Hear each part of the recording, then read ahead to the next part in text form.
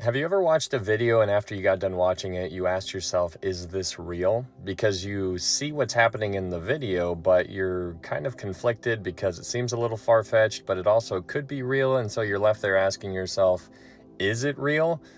And so I want you to watch this video, and then after it's done playing, we can talk about it. I don't know if I'm on the right path, but I'm trying to find it. I'm questioning, searching, and then something shifts, and I'm not trying anymore. I'm just doing. And all of the pieces start falling into place.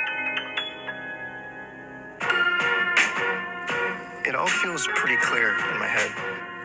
I see these flashes of possibilities, almost like I'm traveling through dimensions. I'm looking down at myself and my characters in these different worlds, and it's almost coming to life on their own, even though I know I'm in control of that narrative.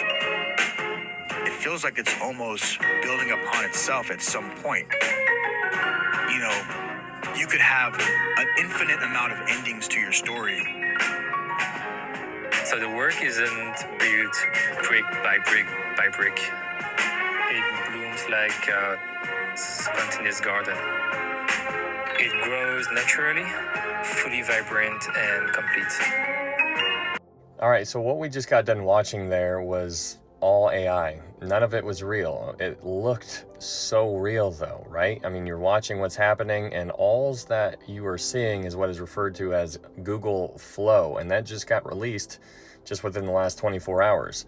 This is just something that they are giving to the public. Now you can pay for upgrades just like all the other models that are out there and stuff, but my point here in bringing this up is to show you how real it's getting. We're past the point to where we do not know what's real and what's fake anymore because of how advanced technology is becoming, and it's growing, and it's becoming more and more apparent in our world.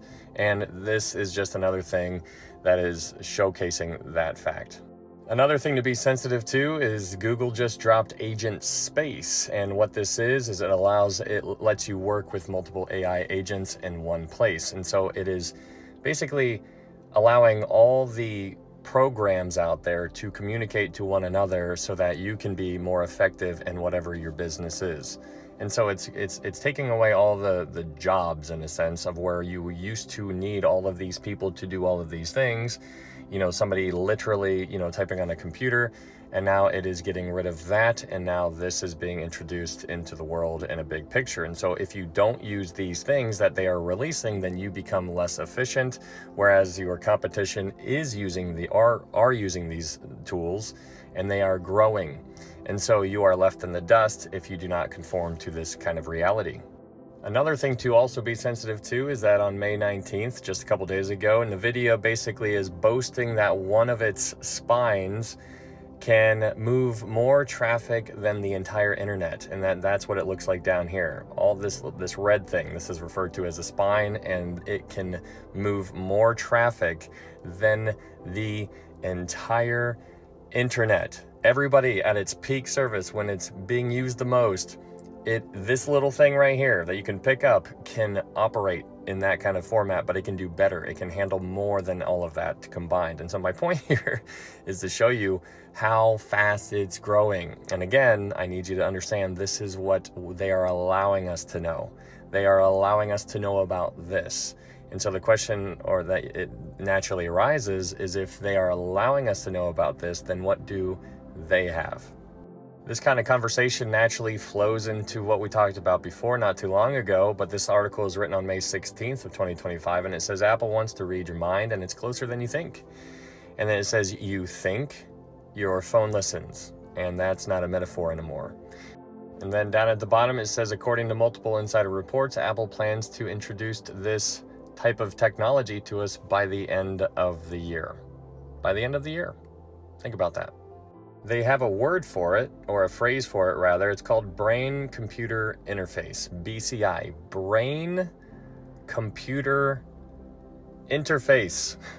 Think brain computer. This is getting strange, but it says it's a wearable, possibly integrated into their existing ecosystem of devices, Apple Watch, Vision Pro, AirPods. And so basically the options on the table that people are assuming is that it could be connected with Neuralink, or it could be connected with something that you just wear, you know, something on your head or on your wrist or something along those lines. But she goes on, the author of this article says, you think, open Safari, and it opens. You imagine the song you want to hear, and it plays. This isn't about convenience. This is about redefining the line between human and machine. Interesting. This is really thought-provoking. So we obviously know what some of the pros are, right? Like everybody focuses on the good things, but what about the bad things? Because obviously we could talk about how, you know, that they're making the blind to see, the lame to walk by using this kind of technology. But what about the other side, which is privacy? Your thoughts are no longer private. There are data ethics. Who owns your brain waves? Think about that. Owning your brain waves, something that used to be or sound very science fiction, now no longer seems that far-fetched. Obviously, you have all of this addiction stuff, and there's psychological effects and a whole bunch of other things that are not listed on this one list of cons. Now, if you guys are familiar with the World Economic Forum, you probably have seen this wheel with all this different spokes all the way around it, because this has been around for a while. But the thing that I kind of want to point out, and you won't be able to see it very well, is this right here. This one right here says human enhancement. And so basically, if you were to click on any one of these spokes that go all the way around, it would open up another layer. Then you would have the same thing again, then you would click on that one and it would open up another layer, and then it would open up another layer. This thing has layers upon layers upon layers, and it is basically has a whole map for what they are planning on doing. And so it's really fascinating. But when you think about human enhancement, it gets a little weird, because you're like, what in the world? But this opens the idea for a transhumanistic kind of conversation, because that is what they are pushing for. And that is basically the idea of blending mankind with machinery. And so you have the two, you know, iron and clay blending together or fusing together. And that seems to be what's on the forecast. That seems to be what's on their agenda. So when you see things like this, it doesn't seem, or it used to seem something out of a movie, right? But as we are all probably aware of, they tell you what they're going to do before they do it. They're just priming the hearts and the minds of the people out there. And so now, even though this is a little bit creepy, there's going to be a whole bunch of things that they're going to try to sell people on. And so this obviously has, you know, biblical implications with it. Obviously, Revelation 13, you know, this system that is going to be set in place to where people are not going to be able to buy or sell. And so perhaps maybe there's something as far as reading your brain waves. Maybe that is somehow included in the equation. We don't see the entire picture. We're just looking through a little keyhole, trying to look into the future from a biblical lens. We don't know how it's all going to play out. And so when you try to dive into the weeds, like when we start talking about these types of things, we don't really know. We don't know how it's all going to play out. But what we do know is the big stuff. We know how it's all going to play out in that kind of area.